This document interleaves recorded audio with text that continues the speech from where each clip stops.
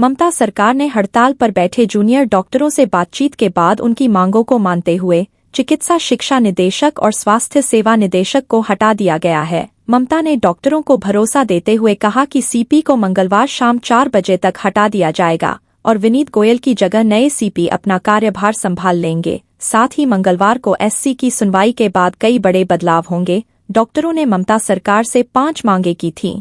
ममता बनर्जी ने कहा कि हमने जूनियर डॉक्टरों की 99% फीसदी बातें मान ली है। वहीं सरकार के फैसले के बाद डॉक्टरों ने प्रेस कॉन्फ्रेंस कर ऐलान कर दिया है कि वह हड़ताल जारी रखेंगे। प्रधानमंत्री नरेंद्र मोदी का आज यानी 17 सितंबर को जन्मदिन है। वे 74 साल के हो गए हैं। उनके जन्मदिन के मौके पर भाजपा समेत राजनीतिक दलों के नेताओं और अन्य जानी मानी हस्तियों ने उन्हें शुभकामनाएं दी।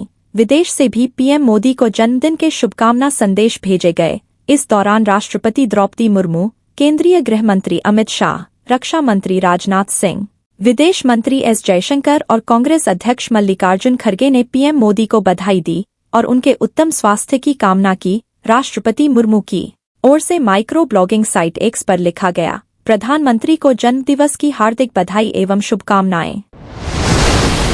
समुद्री सुरक्षा के क्षेत्र में उभरती भूराजनीतिक और क्षेत्रीय चुनौतियों के बीच नौसेना कमांडरों के सम्मेलन का दूसरा संस्करण मंगलवार से शुरू हो रहा है। यह सम्मेलन नौसेना के भविष्य की कार्यप्रणाली को आकार देने में महत्वपूर्ण भूमिका निभाता है। रक्षा मंत्रालय की तरफ से जारी बयान के अनुसार यह सम्मेलन नौसेना कमांडरों के बीच महत्वपूर्ण रणनीतिक, परिचालन और प्रशासनिक मुद्दों पर विचार विमर्श की सुविधा प्रदान करने वाला शीर्ष स्तरीय द्विवार्षिक कार्यक्रम है।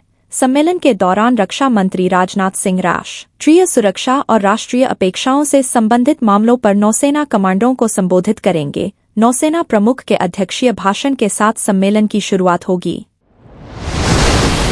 जर्मनी अक्षय ऊर्जा के क्षेत्र में भारत में निवेश करना चाहता है। जर्मनी की आर्थिक सहयोग और विकास मंत्री स्वेंजा शुल्ज ने इस बारे में पुष्टि की है। जर्मन मंत्री शुल्ज ने कहा कि जर्मनी के पास अक्षय ऊर्जा के क्षेत्र में तकनीकी जानकारी और अनुभव है और वह भारत में निवेश करना चाहता है। जर्मन मंत्री स्वेंजा शुल्ज ने गांधीनगर में आयोजित 3 दिवसीय अक्षय ऊर्जा केंद्रित कार्यक्रम रीइन्वेस्ट 2024 में भाग लिया। इस दौरान उन्होंने कहा, अक्षय ऊर्जा क्षेत्र में तकनीकी जानकारी के साथ हम भारत में निवेश करना चाहते हैं, जिससे भारत अपने 500 गीगावाट अक्षय ऊर्जा लक्ष्य के करीब पहुंच जाएगा। हिंदू कैलेंडर के अनुसार भाद्रपद माह के शुक्ल पक्ष की पूर्णिमा तिथि 17 सितंबर को प्रातः 11:44 से शुरू हो रही है और इसका समापन 18 सितंबर को प्रातः 8:04 पर हो रहा है। ऐसे में भाद्रपद पूर्णिमा व्रत 17 सितंबर को होगा और उद्यातिथि के आधार पर भाद्रपद पूर्णिमा का स्नान और दान 18 सितंबर को होगा। श्राद्ध दिन में 11 बजे के बाद करते हैं। ऐसे में 17 सितंबर को पूर्णिमा तिथि में श्राद्ध हो पाएगा, क्योंकि 18 सितंबर को सुबह 8:04 पूर्णिमा तिथि खत्म हो जा रही है। इस प्रकार पितृपक्ष का प्रारंभ 17 सितंबर दिन मंगलवार से होगा।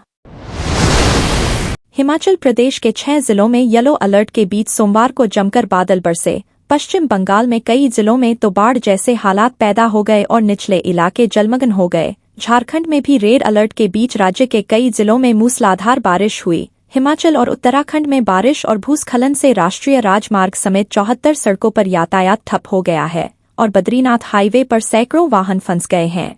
मौसम विभाग ने छत्तीसगढ़ और मध्य प्रदेश समेत कम से कम 13 राज्यों और केंद्र शासित प्रदेश में अगले 2 दिन गरज के साथ जोरदार बारिश और तेज हवाएं चलने की चेतावनी दी है।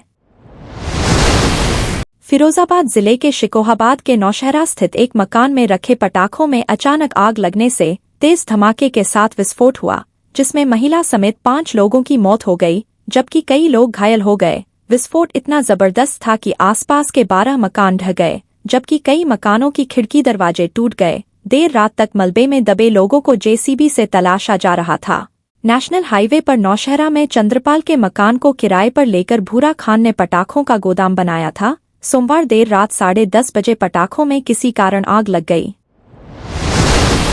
उज्जैन गणेशोत्सव के दौरान प्रतिदिन विश्व प्रसिद्ध श्री महाकालेश्वर मंदिर में प्रतिदिन बाबा महाकाल का श्री गणेश के स्वरूप में श्रृंगार किया गया। आज सुबह भी भस्म आरती के दौरान बाबा महाकाल को भांग से श्री गणेश स्वरूप में श्रृंगारित किया गया। भाद्रपद शुक्ल पक्ष की चतुर्दशी तिथि मंगलवार पर आज श्री महाकालेश्वर मंदिर में बाबा महाकाल भक्तों को दर्शन देने के लिए सुबह 4 बजे जागे, जिसके बाद बाबा महाकाल की भस्म आरती धूमधाम से की गई। इस दौरान बाबा महाकाल का भांग से श्री गणेश स्वरूप में श्रृंगार किया गया, जिसका लाभ हजारों श्रद्धालुओं ने लिया।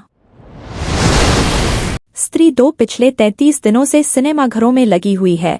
15 अगस्त को स्वतंत्रता दिवस के मौके पर रिलीज हुई इस सीक्वल के लिए लोगों के अंदर पहले से ही काफी एक्साइटमेंट थी। एडवांस बुकिंग में कमाल करने वाली हॉरर कॉमेडी मूवी ने पहले दिन 76 करोड़ से ओपनिंग की थी। अधिकतर फिल्में हफ्ते भर में ही बॉक्स ऑफिस पर दम तोड़ देती हैं, लेकिन स्त्री 2 का खुमार लोगों के सिर से उतरने का नाम ही नहीं ले रहा है। रिलीज के 32वें दिन रविवार को ताबड़तोड़ कमाई करने वाली श्रद्धा कपूर और राजकुमार राव स्टारर फिल्म ने सोमवार को भी बॉक्स ऑफिस पर सफलता का परचम लहराया।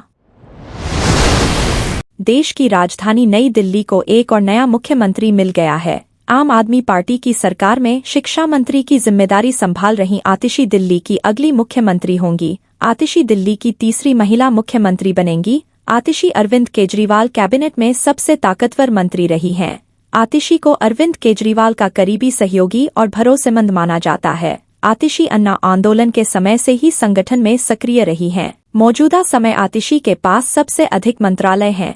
बता दें कि विधायक दल की बैठक में अरविंद केजरीवाल ने दिल्ली के नए मुख्यमंत्री के लिए आतिशी के नाम का प्रस्ताव रखा, जिसे सबने मंजूरी दे दी।